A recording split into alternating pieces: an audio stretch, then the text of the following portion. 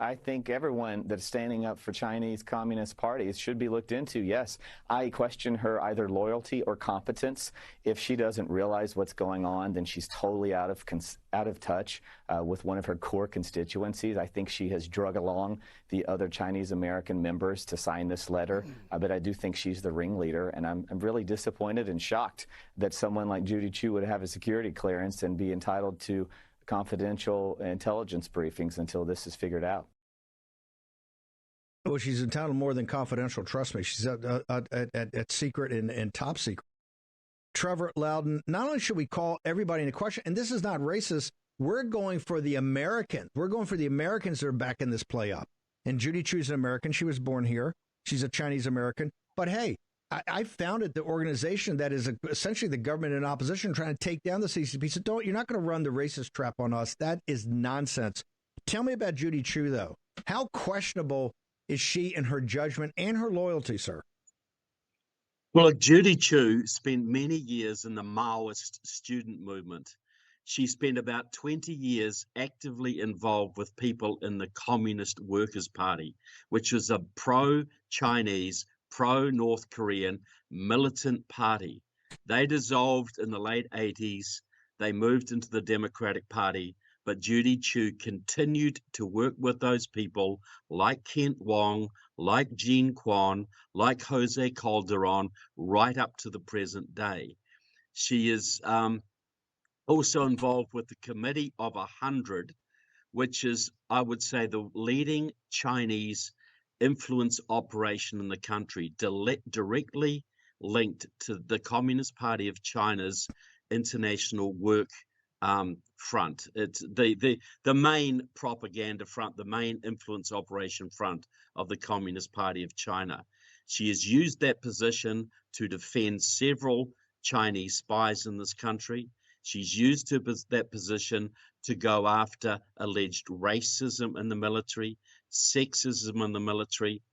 You know, I know people in journalism in Southern California who have worked for the Chinese press, the communist Chinese press, and she is regarded in Southern California by the Chinese community as China's representative in Southern California. If they want to know what the CCP is thinking, they listen to Judy Chu. She calls the shots. She has no loyalty to America. Her loyalty has always been to China. She went to China not long ago and said, "I'm coming home."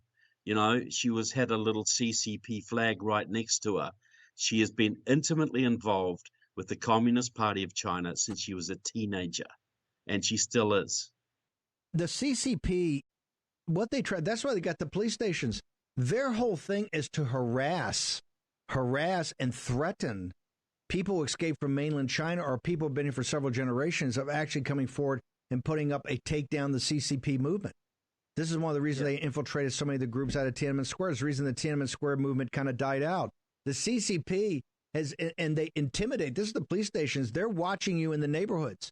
This is what, it's not, we're protecting the Chinese and Chinese Americans, and particularly people who left the mainland. The CCP is brutal in going after them.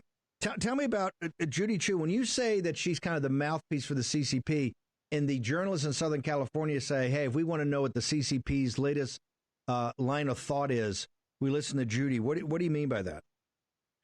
Well, look, I've talked to journalists who work for Chinese publications in Southern California, have been to many meetings, and she was regarded by the Chinese community in Southern California as the Communist Party of China's mouthpiece.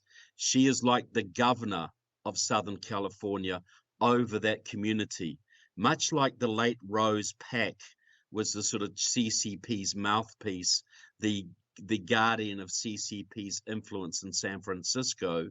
Judy Chu fulfills the same role in Southern California. She is completely, you know, her whole communist background brings her to be basically a mouthpiece for the CCP.